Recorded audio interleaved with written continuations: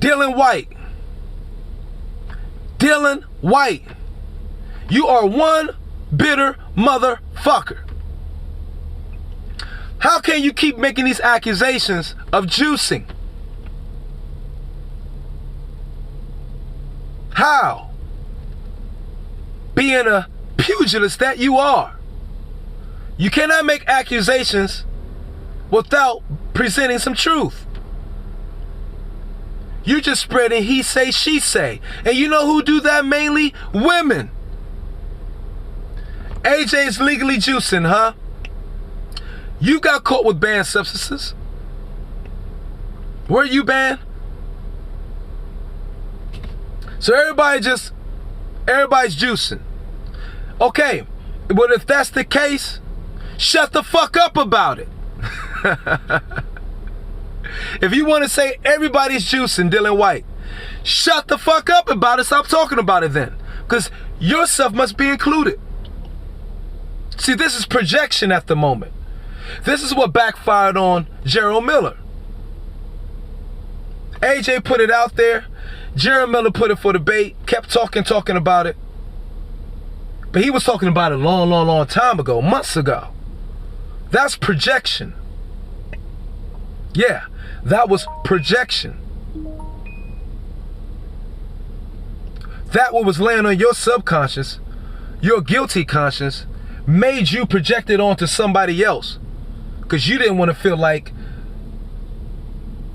alone. Your misery, your self-guilt made you require some company. So you had to project that shit onto somebody else. That's what happened to Big Baby Gerald Miller. And that's what I see is happening to you, Dillian Whyte. Not only are you bitter as fuck by getting knocked the fuck out by AJ,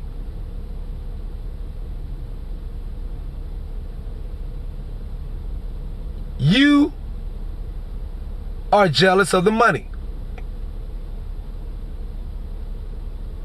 You are jealous of everything. But I understand, controversy sells. Controversy sells. That's the way of the game. Keep making controversial remarks. You know what I'm saying? Keep making controversial remarks to keep yourself relevant. Well, that's why I make controversial fucking videos. To keep myself relevant. I should be making the 3 videos a day. I need to get to that point, and I will. But I'm gonna stick to the 1 bomb or 2 bombs a day, okay? And clown you emotionally unintelligent, girly-like pugilist fighters. And YouTube channels. And anybody dealing with all 8 areas of human activity. But Dillian Whyte, to keep making these type of accusations, you show that you're bitter. You show that, in a way, your spirit's been broken. And you show that you have no tact. Not much tact at all. I see how your face looked when Barry Hearn made those comments. You seem like a kind of embarrassed and shit. Why? He was just being honest. He was just being honest. And he didn't say nothing to offend you. He said something actually giving you kudos and respect by how you've been conducting your business in the boxing world. But running your fucking mouth talking about people, AJ's legally juicing and all this and all that, dude, you are about to have a serious backlash. You are becoming Deontay Wilder on the British fucking side. Do you know that? The only difference is you fought AJ. And it was probably a preliminary view of what we're going to see when AJ fights Deontay Wilder. You were the preliminary. You were the sneak preview of an AJ Wilder fight. And that hurts you. That hurts you like shit. I can't wait till you see the last video, because it's going to end with you sprawled out like a goddamn lizard on those ropes.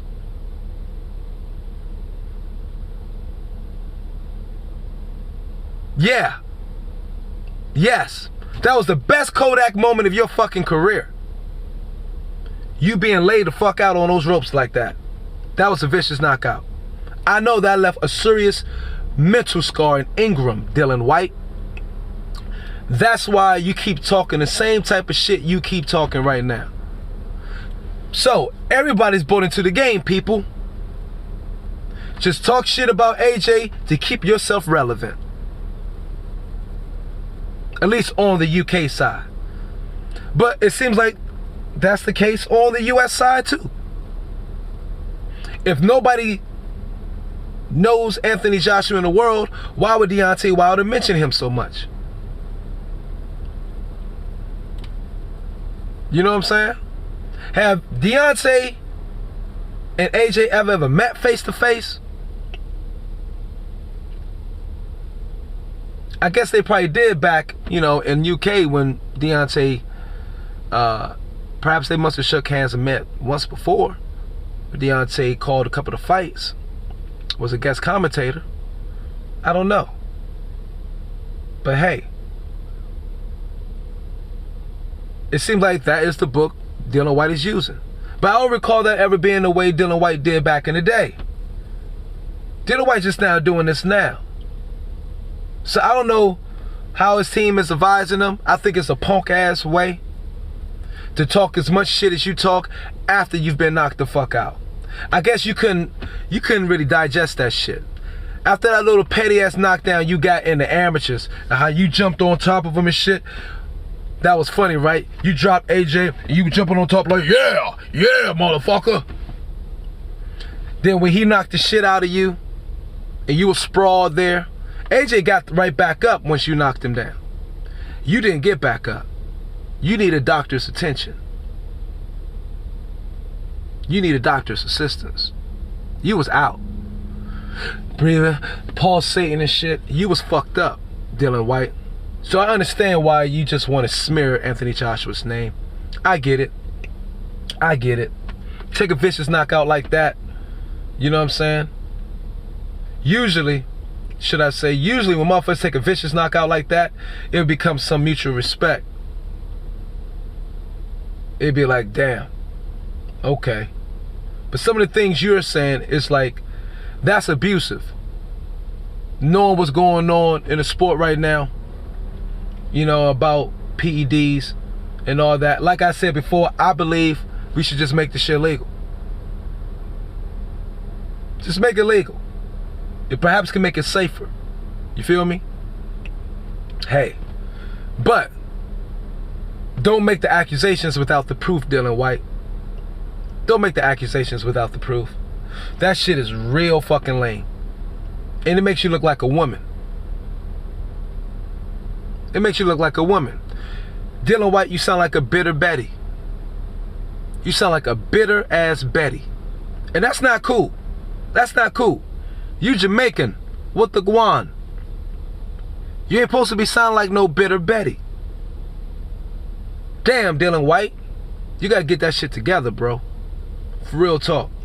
You gotta get that shit together. You gotta step away.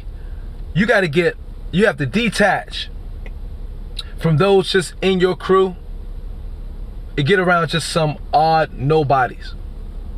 And ask them, how do they actually feel about you saying what you say about AJ? You know what I'm saying? Real talk. And get some objective point of views from somebody you don't even fucking know. Because what it tends to be is, people that are too close to you, okay? We always like to think that we have people around us that'll be honest, okay? Objective and subjective in assessing our actions and everything, and to keep it real with us, to keep us grounded on a particular level. But the truth of the matter is, that's not always the case. You know what I'm saying? You need to be with some family. You need to go with some serious rude boy, old family unks and all that shit that keep it straight with you sometimes. The motherfuckers in your family that you can't stand talking to probably be the motherfuckers in your family to tell you the truth. And that truth is, you sound like a bitter Betty, bro.